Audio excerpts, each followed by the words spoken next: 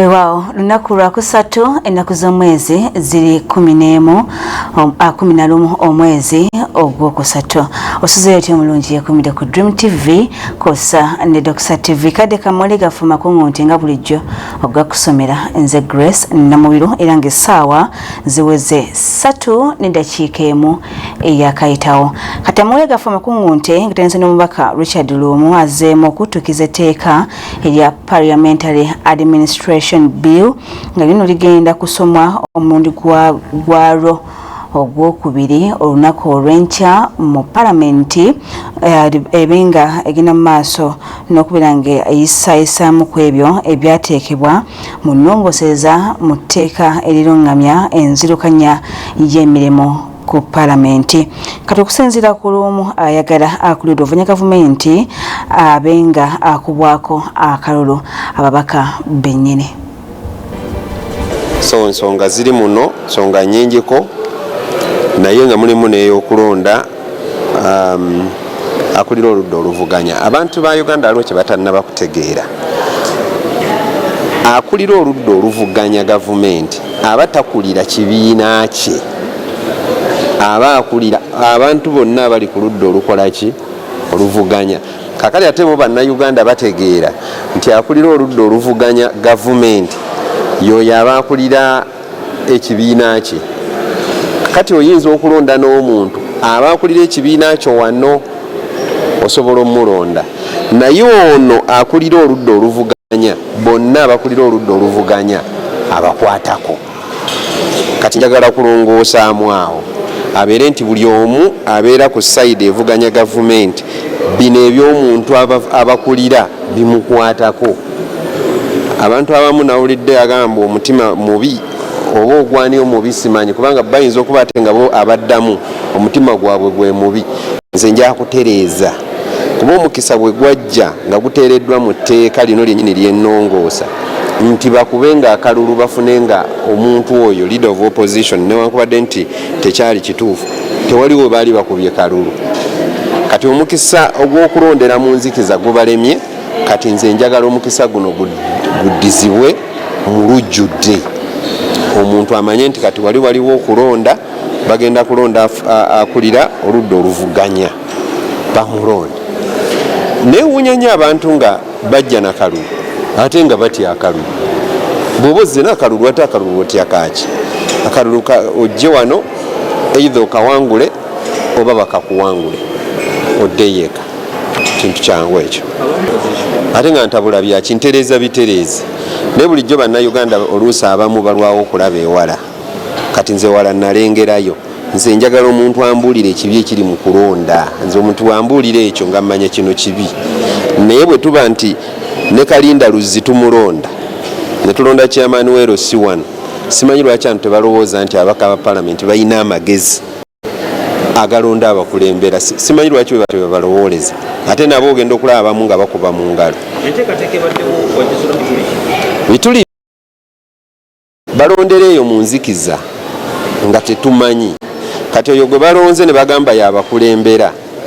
Kati yembeera ani asobola ogikkiriza ate nga tugamba nti ffe we are democrats. Abasinga wano bonna bebibiina ebiri ku ludda oluvuganya bagamba nti bo ba democrats. Ekintu empagi eyimirirako democracy ennamba emu kulonda. Essometteeka gye bayita Parliamentary Administration Act ligamba ki ani abeera ku sayidi evuganya. Kati oyo abeera ku sayidi evuganya yajja okulonda, naye waliyo abakola endagaano n'ebibiina ebirala ate abo balala kubanga olwedde bo bakola endagaano n'ekibiina ekiri mu buyinza. Kati banaalonda bati tebalina ngeri gye balonda. Ssaabaminisita w'eggwanga Uganda Robin Nabbanja akunze bannayuganda okulaba nga bettanira obujjanjabi obw'ekikugu mu ddwaliro ekkulu ery'e Mulago okusinga okusaasaanya omutitimbe gw'ensimbi nga boolekera mu mawanga ag'ebweru omuli China n'ewalala okufuna obujjanjabi obwetaagisa mu bujjanjabi bwabwe. Ssaabaminisita Nabbanja okuga bino abadde ayogerako eri abasawo mu ddwaliro ekkulu ery'e Mulago abakyala buli bagenda mu maaso n'okujaguza olunaku lw'abakyala newankubadde ng'olunaku luno lwakwatibwa ng'ennaku z'omwezi 8 ku Sande gye tukubye emabega wabula nga ebikujjuko bino bikyagendera mu maaso eby'okujaguza olunaku lw'abakyala. Where they are doing dialysis and the oncology for the children, all those 3 wards were not here when I was a Minister of Health. It's a very big development. We have found even a member of parliament who would otherwise be taken to India, and they are going to operate on him. So to me, this is a plus on our government. My only take here is that Ugandans must know that these services are here. And it is your responsibility, you, the media people, to inform Ugandans, because most of them continue to go to other countries for similar services that are here. For me, mine is to inform Ugandans that some of these services are here, and so these specialized services should be got from our region, from our... Gentlemen, I am pleased with the hospital's efforts in strengthening quality systems, culminating into the attainment of ISO certification under the integrated management systems. This achievement reflects the government's commitment to enabling all its national health facilities with international standards in quality management, environmental management, and occupational health and safety. Now that your salaries were enhanced, the government expects value for money. And in this I mean, or I encourage you to avoid social evils of absenteeism, extortion, because we continue, nobody has talked about this, we continue to get reports of extortion, and treat your profession as a calling. Resilience is not simply the ability. Resilience must be supported by institutions that value the well-being of workers. I don't know what sort of support you have here in Mulago, but the director needs to have support for people, especially women. Women have a lot of pressures. They have pressures at home. Some have abusive husbands. Some have very naughty children. Some have sickly children. Some have very demanding in-laws. Others are suffering sexual harassment at work. Others have very bad bosses. So they are caught up in a lot of entanglement. So when they come to work, they need to be respected and given support. Every day we are seeing more focus on service delivery. Every day we are seeing improvement in quality, improvement in our services, and that is evidenced by the certifications that we keep on getting as the hospital. I want also to thank the heads of department, because there is no way we would have gotten this certification without really each head of department putting in their best and making sure that we achieve, we deliver the certification. We know that the process and the rigorous processes that take place as far as ISO certification. And not only just ISO certification, our chief guest, we have also had accreditation of our laboratory services not only in this hospital, but over 30 laboratories in the country now have attained the highest standard of.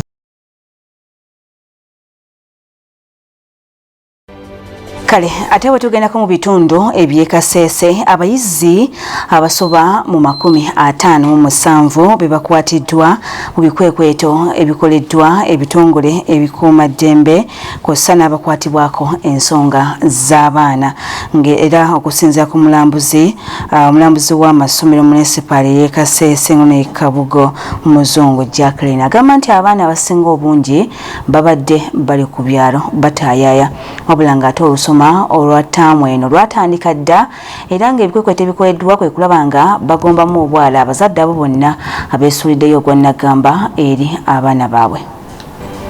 7 children from different places. We went to Railway Ward. We arrested very many from the other factory. We went to Mawa Market. Mawa Market had very many children, and we realized that parents have decided to make their children vendors. We went to Nyakasanga and Kizungu. There we picked a few, though the parents were trying to plead that children were chased from school, but we decided to bring them for more explanation. Mwanakendo kwa skulu chama beralenga tukakutsevo polisi yamakuru mu bibyono enyuma yeremenyerera itebwe busaba kakomana era support ngacu neribindi chikiri chikume kwa chinde abana barahambwa nuko nabo butubabo bangabaneka bangasoborera habo cyabanasi barendo ku maskulu mutwa bitu numweshabo tutene kwene na kasente tunasikukakana baitu kwabo numuyasoborera basomeshe kwa skulu ebatokiri kwitereria omwanene kwa skulu hakiri umwana bana mubenga kubona mutemo unzaka yekiro numutasoso kanyake ndiso kwa skulu baitu mibari yabandire kwa michabe ba street kid amubuti mama wo nayo tata wewe nayo munebo mezi simu rwere simu kolireki nikindu kikakola nabe ikikakangana kito musinje omuja kyakayako family which he cannot manage or which she cannot manage. So he decided to go with the children in the market. That's why we found many children in the market. So that we found that the first cause, domestic violence. 2, we found is poverty. 3, men have lost their responsibilities. They are not minding. They are like just producing and don't mind about anything. So another thing is that even children are refusing to go to school, yet the school fees is there. They are narrowly. So we are requesting and call upon the leaders. Let us register all the children who are not studying in our villages so that we can manage and make a teamwork to arrest those children who are not studying. And after arresting them, we are calling for the mothers and fathers to come and tell us why the children are not at school and where are they. We found that younger children are moving, taking watermelons, tomatoes. That is what we call child labor. So we are requesting most of the parents to come and see so that we can put the children. Juveniles or minors who are not going to school and yet they are supposed to be at school. So a total number of 57 have been arrested and they are here at Kasese CPS. We first of all want their parents to come up and we have a discussion with them, and those whose parents will not turn up, we shall trace where they come from and call the LCs responsible to come for them. Mulega famala amakungonte abawagizi b'ekibiina ekya National Unity Platform NUP bavuddeyo ne balaga obutali motivu bwabwe olw'aba ebyokwerinda okubalemesa okubeera nga beetaba mu lutalo lwa kkooti wakati nga kkooti egenda mu maaso n'okuwulira emisango egivunaanibwa Muhammad Muwanga Kivumbi kw'ossa n'abalala abasoba mu 20 be yakwatibwa nabo ng'ennaku z'omwezi 15 mu kulonda kwa bonna okw'omwaka guno misango egy'obutujju egyabateekebwako. Kati abamu ku bawagizi bagamba nti ku basibe kuliko abantu baabwe nga bandyagadde okubeera ng'ate babalabako awamu n'okuwuliziganya nabo wabula ab'ebyokwerinda babalemesa. Kati Muwanga Kivumbi olunaku olw'eggi yaleeteddwa okuwulira omusango gwe ogw'obutujju kw'ossa n'abala wabula omulamuzi omusango guno yagwongezzayo okutuusa ennaku z'omwezi 31. Goyaza, honorable Dina Musango Goyaza.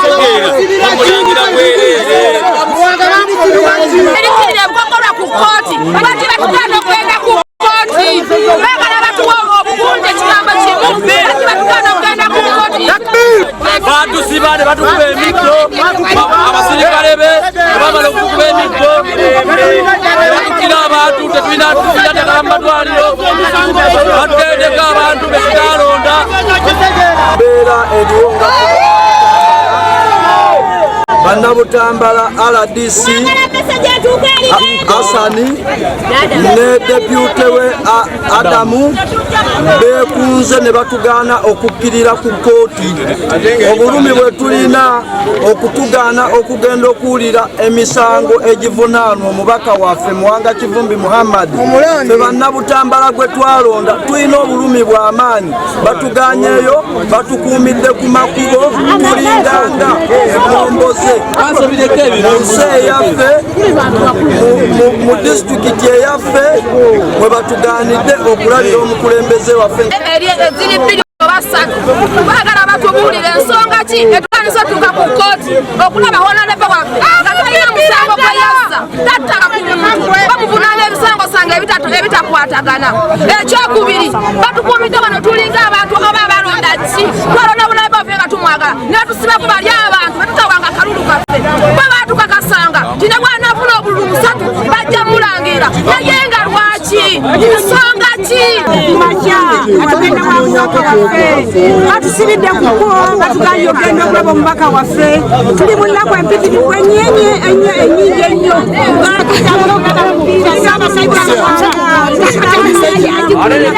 batuganye okuserengetayo tuli mutumu gwa minigi egitukumye ya rabbi mungu atusaasire abaana baffe tuli bubi gaana okujja ku kooti bannamateeka betufunanga abeeyimirira abantu bano tuba tuli mu kusaba kubeeyimirira kubanga babayoola buyoozi bannayuganda bajjukire nti bano abantu baali bazze kukuuma kalulu tulina omwana gwolaba wa myaka 17-18 yava eringo kyazza okukola oba ng'avudde ewaabwe kukuuma kalulu tulinamu omulala yali azze kufumba mmere yali azze kufumba mmere yaabo beejenti ekyo kyekika ky'abantu bataddeko omusango omunene bwe guti ogw'okulya mu nsi y'olukwe omuntu yajja okufumba obuugi oba bali mu kukuuma akalulu ba students bano engeri gye bali nti bamanyi okuwandiika n'okugoberera abamu beeyambisibwa mu kuba nti nebakuuma akalulu n'obeera ng'abo bataddeko omusango bwe guti n'otakoma ku ekyo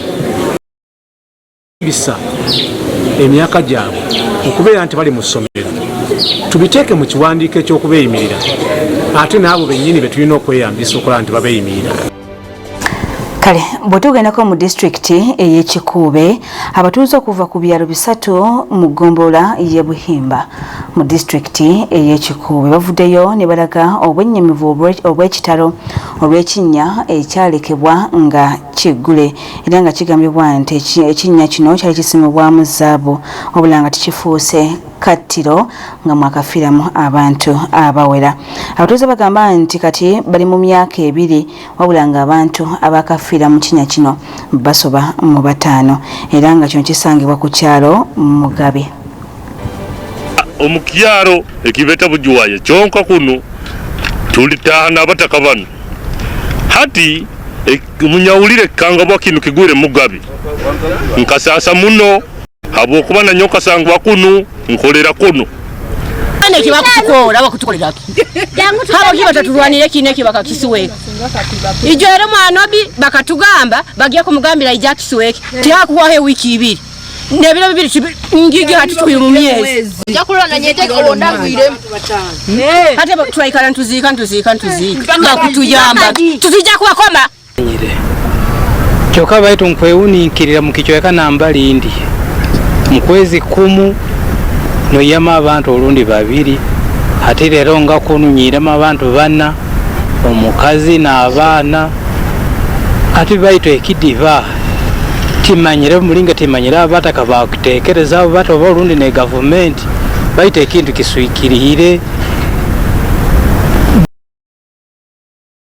January bikaba biro 30 omwana w'isomero akagwamu emyaka 15 akaba nasomaho ima mu town leero ijwe lyanu biro binga biro bikaba 3-2 okwakasatu. Ekyo nk'abebembezi tulina okusaasa habwokuba twaire obwire bwingi muno ne twetomba oyita district awo betutunge kuyambibwa. Hakabawo obumu tukaba tuikalire mu meeting nyarezinga complaint yange haro RDC bayetagatabaro ombwiro bwayizira kabala acting baitu mukika kyo kutugaruka mulingo gwo kuyambibwa akakwamuna agambe agamate ebyo binakuruga hanasono baitu no rango kwa kutubuza abuza habwo kutina abakuju tusasire muno habwo kuba icho haruba jorwaitu garuhanga tumutunulire mu muno saa heno habwo kwa saa na tutunule muri government yaito ya Uganda hamune government yetu ya district ya Chikube niyo yaikirize kampuni je kujja ko mukichweka muno kandi amateka gagamba nti bobo mbere bayihire bina bayina kusiga babigalire baitu bakafune sente babahereza license kyonka batulekere kintu ekikutumaraho yakineke mbere bakirimira haro orugudo rwateranizaga kirimbi ki abwemi ubwo akachweka kabakete ki abarongo kipadiri kujja mugabe. True that there's an incident which happened in Bujalia, Buhimba sub-county. As security committee, we had a meeting with the family members and the community. As a district, of course, we are going to fence off the area as a quick response, but in future, we shall have full restoration of the area because now we are engaging Ministry of Environment, that is NEMA, and the company which made business and went up. Kale ate Molega Famala amakungonte bamobiliza b'ekibiina kya NRM abanonyeze ekibiina kya NRM akalulukosa ne President Yoweri Kaguta Museveni nga bakulembeddwamu Amina Mukalaze Kyanjo bategese omukolo gw'okuyuzaayuza President Yoweri Kaguta Museveni olw'obuwanguzi bwe yafuna kusana okubeera nga bamwanjulira enteekateeka zaabwe ez'enjawulo zibalinawo era nga bino byonna byakubaawo ku Lwokutaano lwa Ssabbiiti eno. Akaluluka President Yoweri Kaguta Museveni netukanoonya ate netumutuusa ku buwanguzi bwaliko.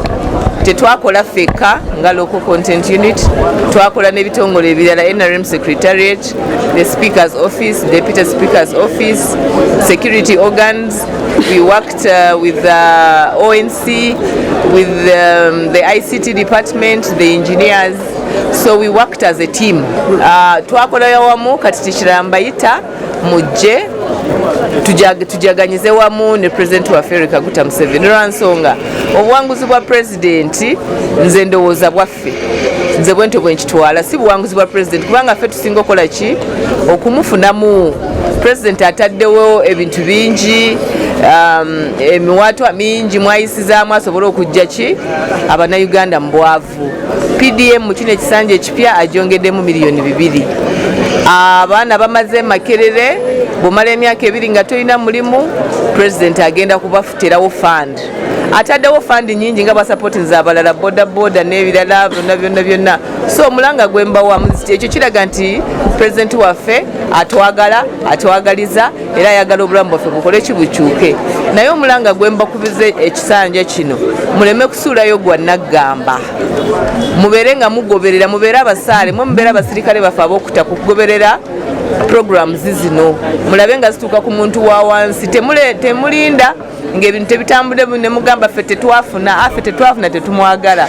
Twagala omulundi guno mugambe wano tebitambula bulungi, mugende mukebereko wano. So President mumukwasizeeko so that omulamwa ogw'okuba nti ayamba Abannayuganda okwejja mu bwavu, okwebbulula abatasomye n'abasomye tasosola akatinga cross. Byagala abantu ba Uganda okukwasizaako kuba kati ebintu byonna tubikoze President Museveni ebintu ebisinga bikoze. Naye Abannayuganda twagala muzuukuke. Kino ekisanga kyanja mu kiyite nti kati tuzuukuse mukanula amaaso ebintu ebitatambula bulungi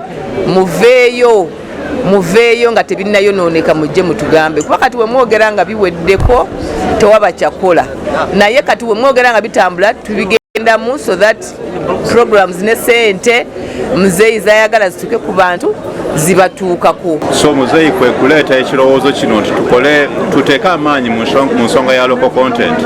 Local content egenda kugaziya emirimu, abantu bagenda kufuna amagezi babeere innovative nga bayiiya, babeere nga bafuna ebintu eby'enjawulo bye bakola. babeera mu bulunzi babeera mu bizinesi ez'enjawulo babeera mu kulima babeere nga bafunamu akasente tweje mu mbeera y'obwavu eri okumalako abantu baffe emirembe. Kale bwe tugendako mu legaffe ag'ebunayira nga tugenzeko mu ggwanga erya Haiti.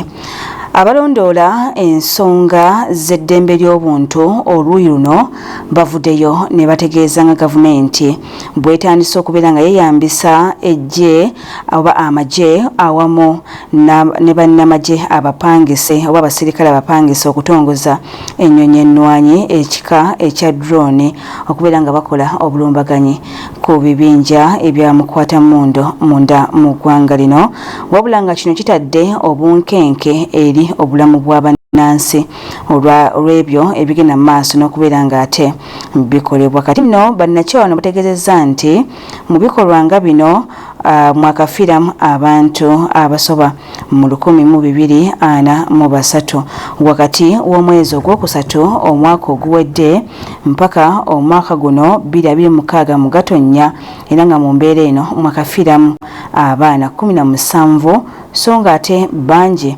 bavuddewo n'obuvune obugambika omuli n'abantu ba bulijjo.